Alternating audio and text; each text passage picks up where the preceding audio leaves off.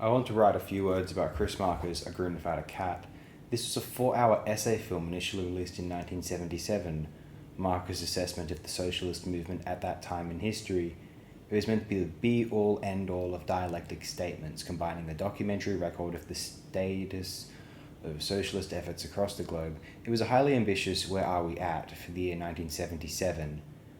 And very rarely has a project like it been attempted since then, though one certainly could have been, both via the technological accessibility of the tools used to construct montages, essay films, even ones of such a runtime, and because, say, in 1997 or in 2017 or now, a lot has changed indeed, and you almost need a new film to consider what things have been like since Marker released Grin Without a Cat. Well, Marker himself tried, both with re-releases of A Grin Without a Cat but in 1993 and 2003, though the latter may have been mostly identical to the 1993 version, I'm not sure, and a quasi-sequel in 2004's The Case of the Grinning Cat, which I have actually not seen, but I would certainly like to view it quite soon. For the re-releases of Grin Without a Cat, Marker has included a short addendum detailing some of what has occurred since the film's release, and I'm unsure if the end segment of the 2003 version is the same as the 93 version. I saw a release of the film from like 2013 or so, which is apparently just the 2003 version, but with new English narrators speaking out Marker's text, which was initially subtitled in English from French. It also ought to be mentioned that the film from 93 onwards is 3 hours rather than 4 hours in length. There has been no official release of the 4-hour version with any English subtitles or any dubbing narration. A VHS of the 4-hour version was released in the 80s, although there is no subtitles for the French narration, and there is French subtitles for the non-French speakers' recordings in the film.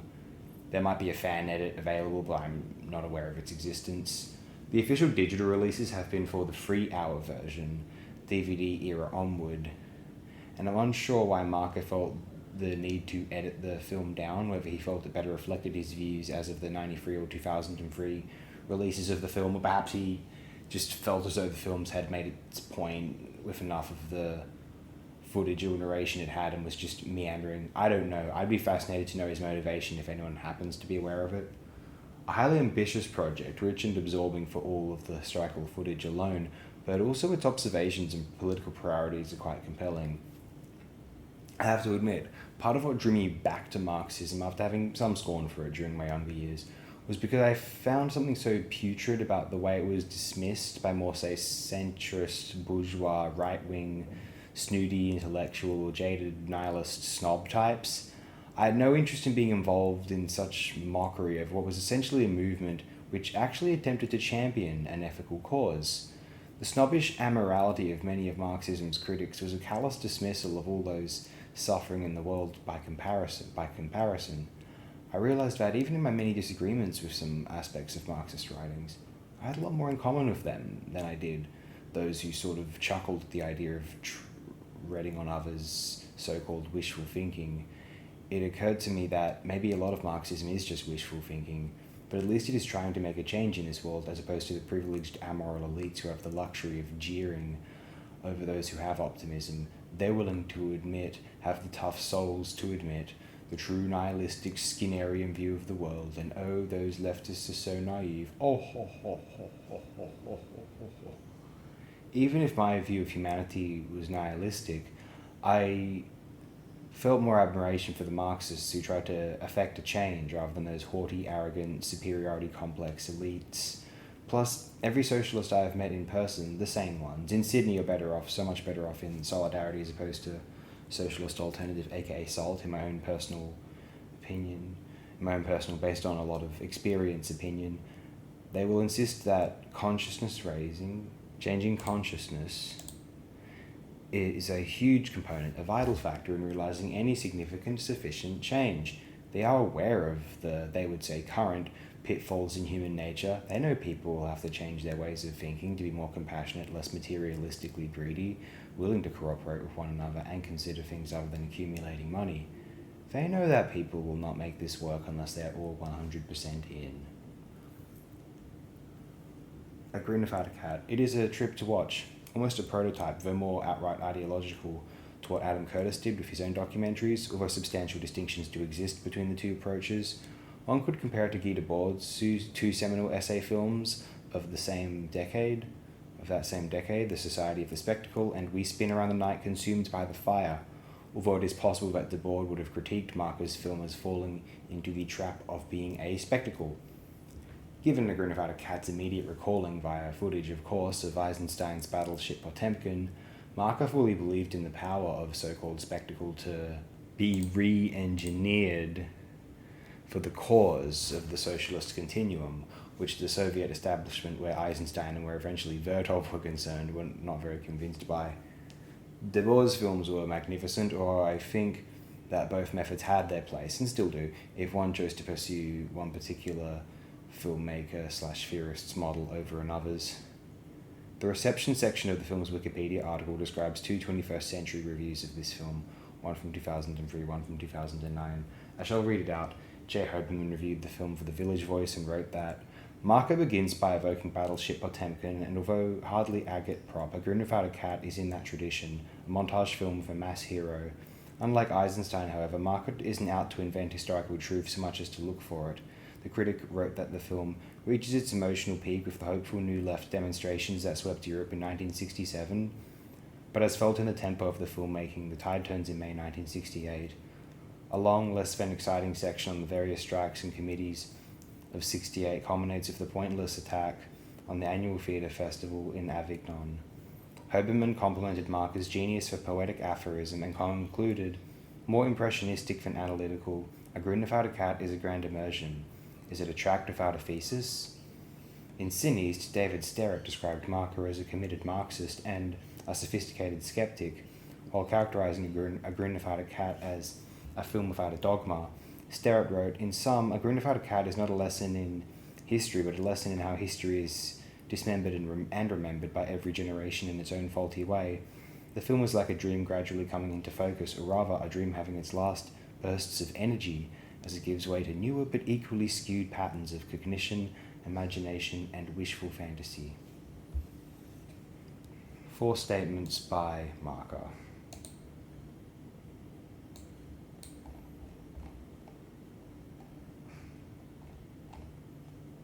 Some think World War III will be set off by a nuclear missile. For me, that's the way it will end. In the meantime, the figures of an intricate game are developing, a game whose decoding will give historians of the future, if there are any still around, a very hard time. A weird game. Its rules change as the match evolves. To start with, the superpowers rivalry transforms itself not only into a holy alliance of the rich against the poor, but into a selective co-elimination of revolutionary vanguards wherever bombs would endanger sources of raw materials, as well as into a manipulation of these vanguards to pursue goals not their own. During the last 10 years, some groups of forces, often more instinctive than organized, have been trying to play the game themselves, even if they knocked over the pieces. Wherever they tried, they failed. Nevertheless, it is their coming into being that has transformed politics most profoundly in our time. This film intends to show some of the steps of this transformation. And where's the second statement? Yeah. I think the first statement's from 77, and I believe this one's from 73. I could be mistaken, however. I'm reading these out from the iskrafilms.com page on A Grin Without a Cat, so you can find more of it there, some context. Anyway, a film has 2 things in common with an iceberg, that over time there are fewer and fewer of them left, and that its invisible part is larger than its visible part. With few exceptions, each cinematographic work leaves behind a considerable number of falls, doubles, cuts, regrets, remorse. Their destiny is to go away to the bad wind of boxes, stocks, bunkers, rust, grumbling, forgetting, and yet it would be idealistic to think that this sharing inevitability corresponds to a choice of quality. I am talking here mainly about the so-called documentary film, the living film, which is filmed life, and that the ratio of edited material to excluded material is the ratio of the good to the bad, or even the best to the worst. In fact, there are completely different criteria involved. First of all, there are the limits of the chosen subject, which exclude all kinds of marginal or general aspects, moments given by chance but not required by the subject, happy digressions, sublime errors. In some cases, there is the haste of a first choice that has never really been questioned, and which leaves out elements that are more in depth or better adjusted look would have put in the first place. There are, of course, the phenomena of censorship or self-censorship.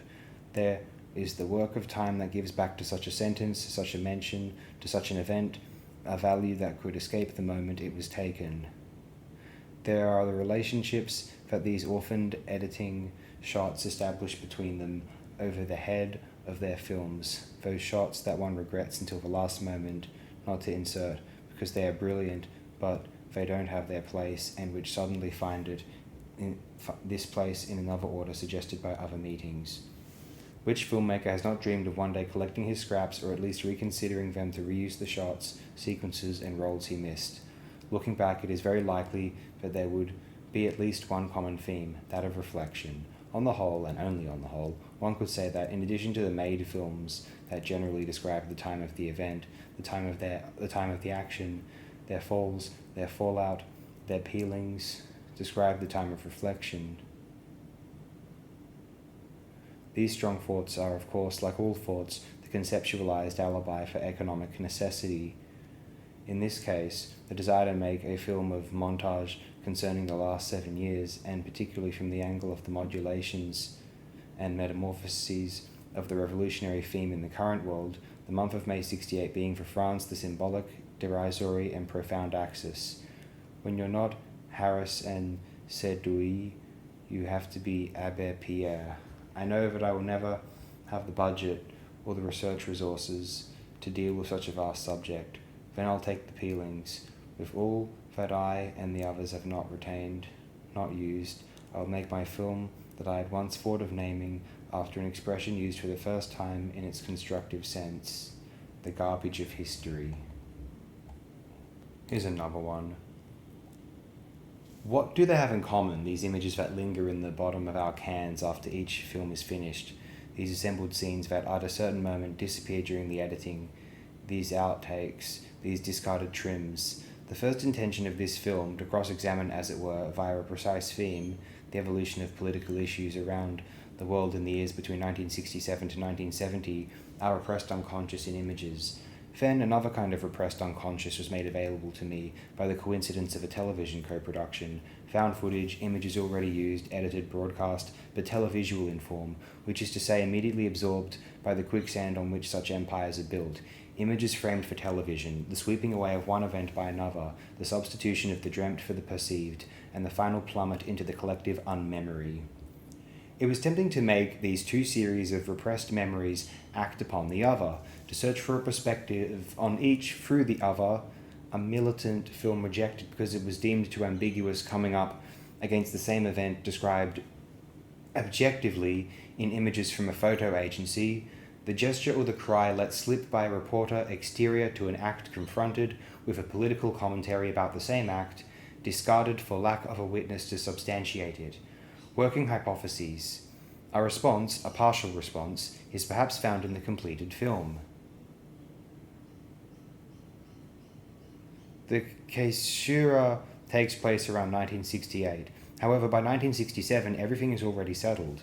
The Cultural Revolution is taken in hand. The failure of the revolutionary left in Venezuela, more significant, though less spectacular, than Che's death in Bolivia, marks the turning point of the Castroist attempt of revolution within revolution. Governments everywhere have begun to infiltrate and control subversive groups. Traditional political apparatuses have already begun to secrete the antibodies that will allow them to survive the greatest threat that they have yet encountered. But we don't know it yet. And like Boris Karloff's bowling ball in Scarface, which continues to knock over skittles in its way, while the hand that had thrown it is already dead, all these energies and hopes accumulated in the movement's development period will end in the dazzling and futile parade of 1968 in Paris, Prague, Mexico, and elsewhere.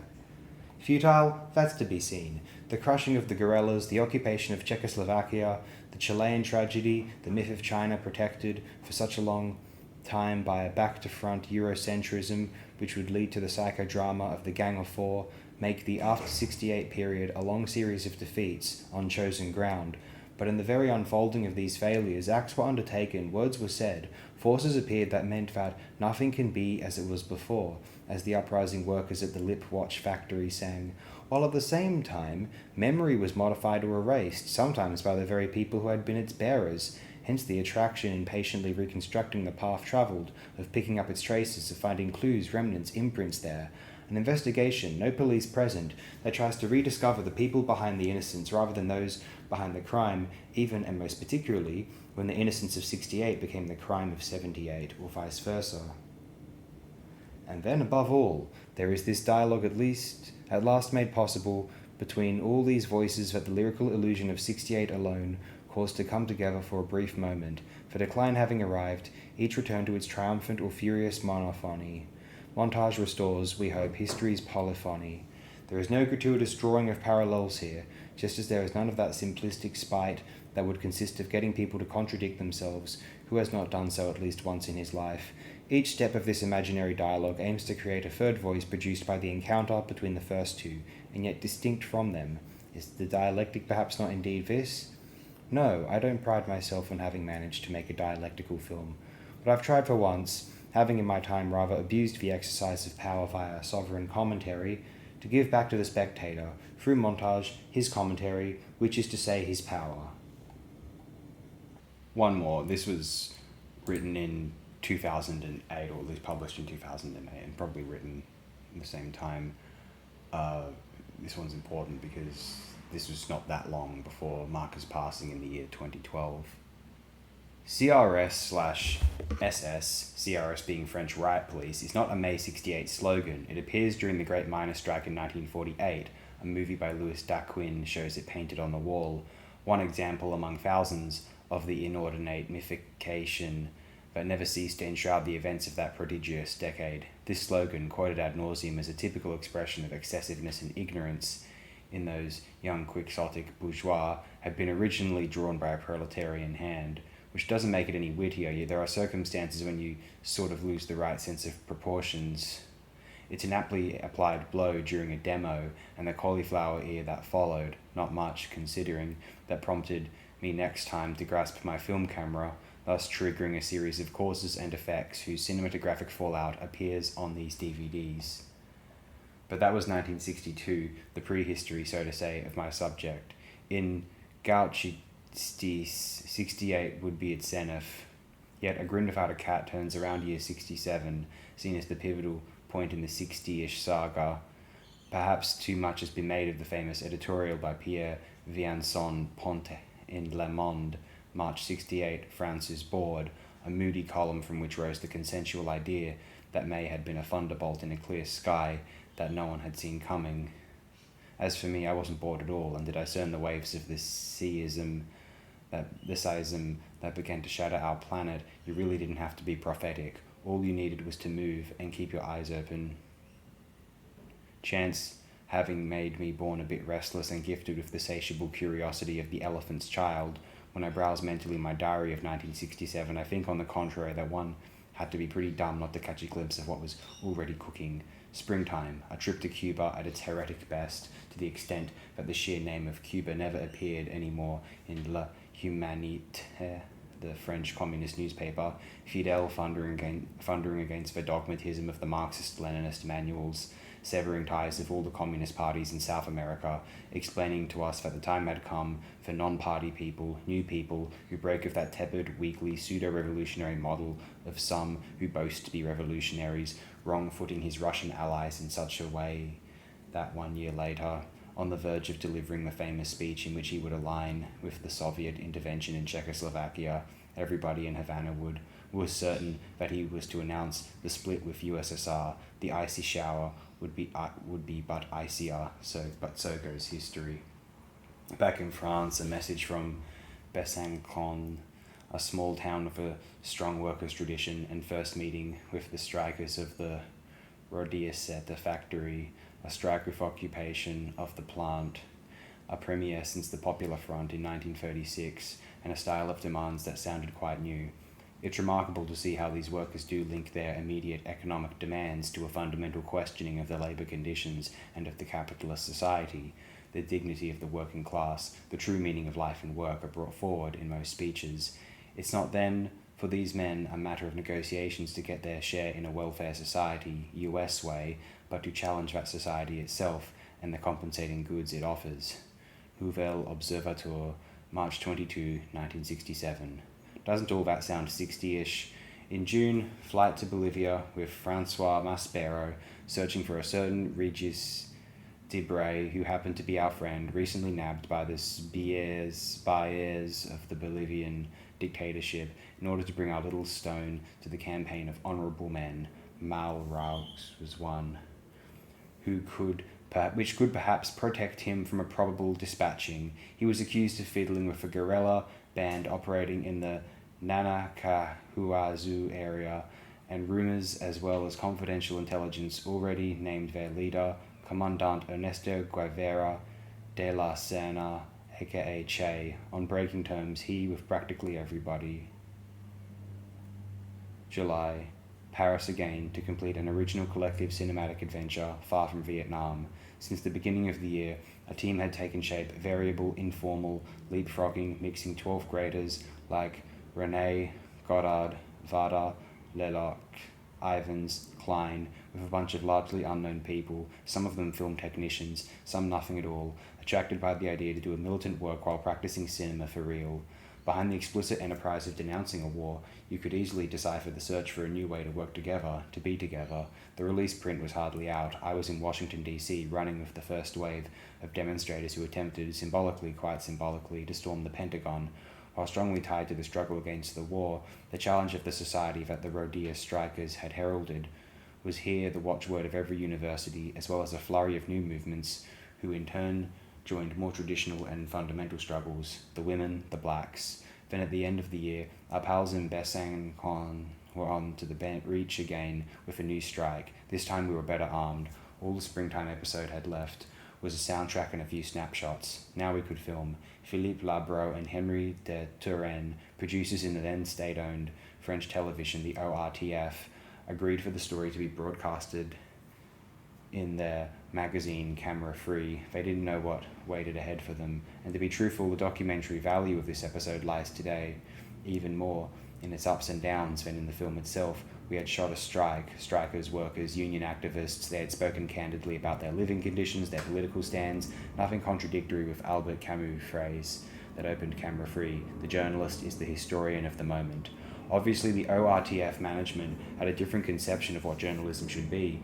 Their response was short and clear: total blackout. With her courage rarely seen in those times, Labro and Turenne fought back and threatened to sink their magazine if the story wasn't on the air. Hardly used to dealing with a rebellion, the management pitched, rolled, and finally gave in.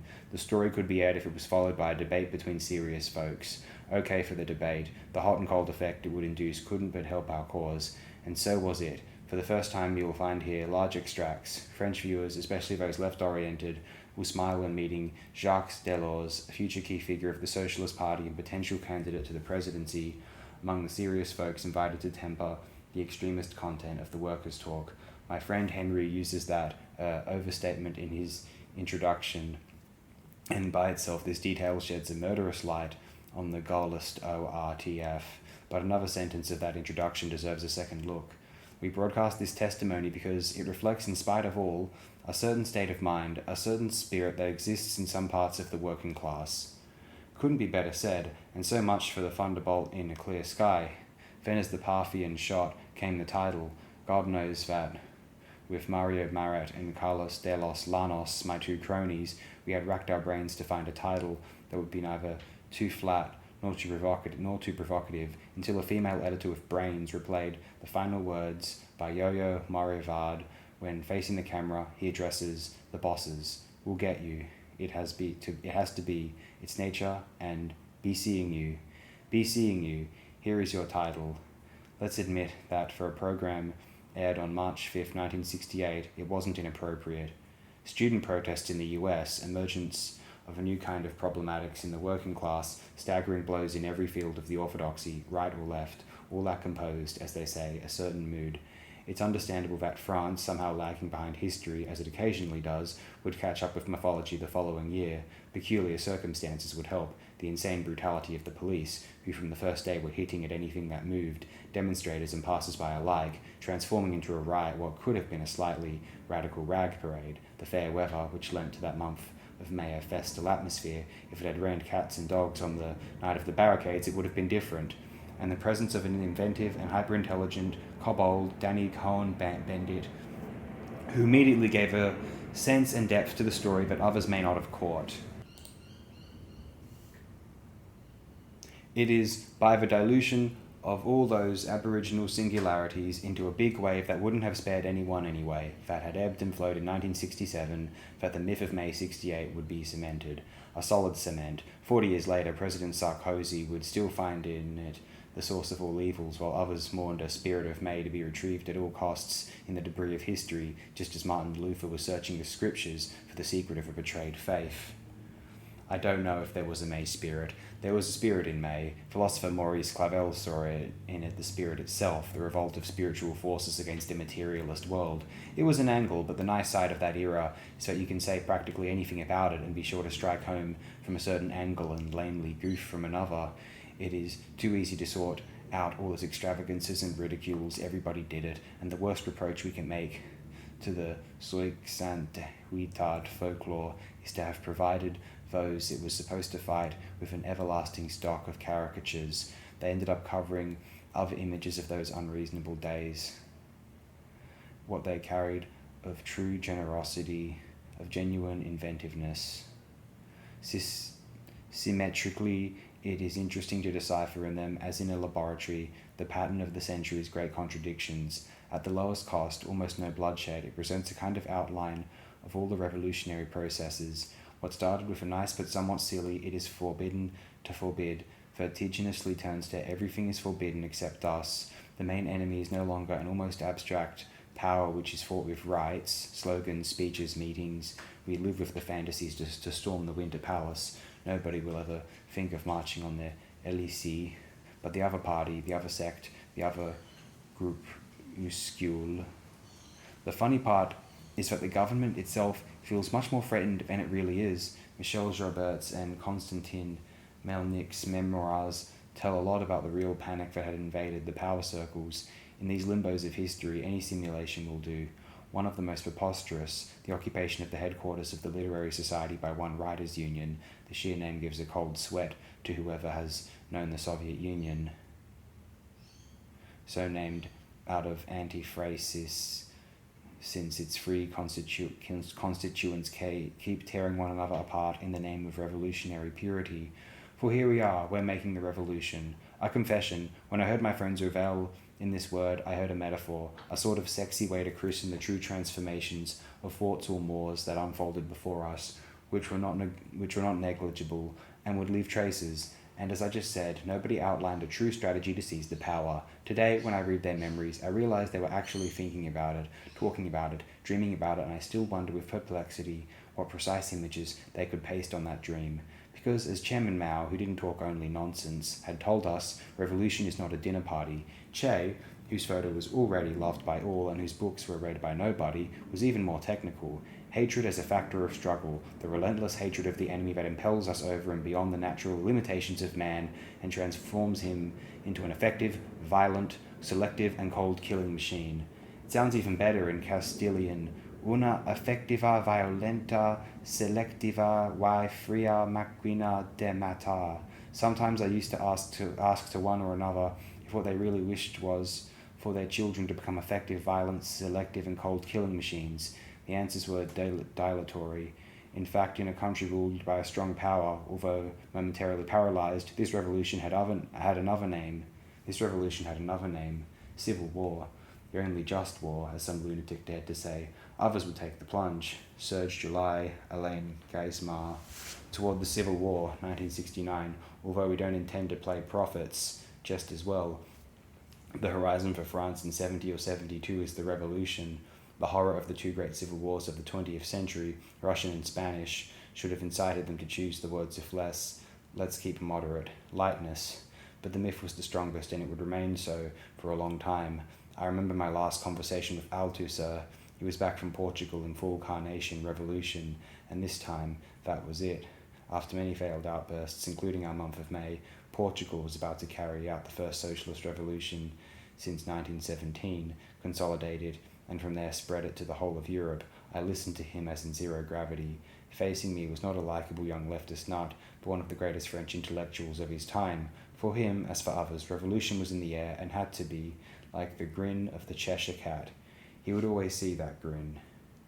And he wouldn't, nor would anyone, ever see the cat. In May, anyway, the final whistle came quickly, with the first casualty, not too serious for revolutionaries, but it's a fact. The murder of Pierre Auvernay by a Renault watchman would bring everyone back to the real value of lives, things, and words. On the workers' front, the Great Wave finally met its dikes, a phenomenon summarized by former Minister Edgar Pisani in one sentence: a terrible connivance between the conservative apparatus of the CGT, the communist-led union, and the conservative apparatus of the government, and a great disorder fell on everyone's mind. Strangely, the small clannish fights used to draw a kind of overdetermination from the fact they had developed in this fuzzy space of the imaginary revolution. Left to their own devices amidst a reassured country, they became weakly and purposeless. Historical anarchy had died heroically in Spain. To refer to it now made no more sense than being a royalist unless it became an ideological business, quite profitable at that. The Communist Party had missed every helping hand offered by history and started the long spin of a motorless airplane. French Maoism would remain a landmark in the history of teratology. The foolishness of morons is a plague, but statistically speaking, we have to put up with it. What is fascinating is the foolishness of clever people, and in this particular case, some of the cleverest. Sometimes he felt an almost physical pain to watch intelligence and character get bogged into this. Not only clowns like Sollers and his Tel-Quel bunch, but true characters, true intelligences, and stern anti-fascists glorified the Red Guards, who were inordinate Hitlerjugend. Finally, there was a very small minority who took revolutionary logomachy to the letter and became entangled in an armed fight that even Che would never approved of then or there, on which basis, with what verbal porridge, in my comrades' minds, this action, the assassination of Georges Besset, Renault CEO, was supposed to slow down the progress of the bourgeois recomposition, aggravate its internal contradictions, and thus weaken it in the class struggle. The quote is reported by Regis Schleicher, and it is really incredible that the only intelligent and dignified self-criticism of Action Director has gone practically unnoticed. 20 years later, he writes, "We can't help but notice that the hypothesis we defended failed. Unless we are obsessed, intellectually blind, and incapable of understanding how things evolve, we have to admit that the revolutionary movement and the social movement have proved us wrong." The petty inquisitors who refused AD member Nathalie Menegon her parole because she wouldn't repent should have questioned pure rhetoric. Those people never question anything. The relationship between the quality of a reflection and the living conditions of the person who's supposed to reflect. Schleicher was in jail, but in normal detention. Taking stock of those years, he recalls friendships and violence, but overall, conditions were humane. To hold someone in infrahumane conditions, as when Nathalie did request for the company of a cat and was denied, and then to demand that he or she should beg for pardon, is abject but above all stupid, as if clinging to one's acts and justifying them in spite of all was not, rather than a sign of stubbornness, the last resort to dignity. You've robbed me of everything, but you won't hear me say you're right. Back in a world where it is possible to think otherwise than against your warden, perhaps Nathalie Menegon will be capable of the same self-reflection as Schleicher. From him, one more thing to remember: 3 short sentences which should stir some people's conscience. Some maintained that the power is at the end of the gun. I used to believe that thesis. Others who are teaching it let us take responsibility. Elsewhere, things were more violent, more difficult than in France, but the curve was the same. For having gleaned a few traces of these luminous and murky years, I tinkered these films. I don't claim to be any more than that. Traces. Even the most megalomaniac, A Grin Without a Cat, originally 4 hours long, wisely reduced to 3, but without modifying the content, just shortening it with a short monologue at the end, is in no way the chronicle of a decade. Its inevitable gaps would become unjustifiable. It revolves around a precise theme: what happens when a party, the CP, and a great power, the USSR, cease to embody the revolutionary hope, what looms up in their place, and how the showdown is staged. The irony is that 30 years later, the question is irrelevant. Both have ceased to exist, and the only chronicle is that of the unending rehearsal of a play which has never premiered. Chris Marker, May 2008.